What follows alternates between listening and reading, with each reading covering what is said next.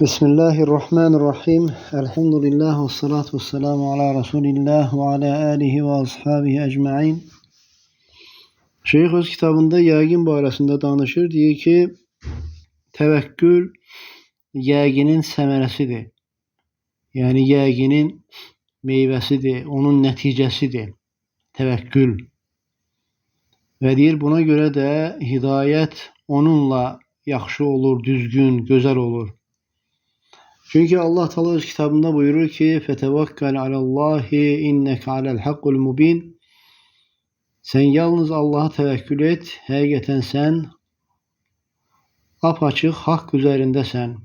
Burada buyurur ki, haqq, yəni yəqin üzərindəsən. Yəqin üzərindəsən.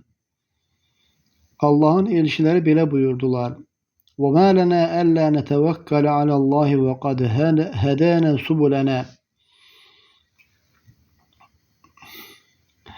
Bizə nə olub ki, biz niyə Allah'a təvəkkül etməyək ki?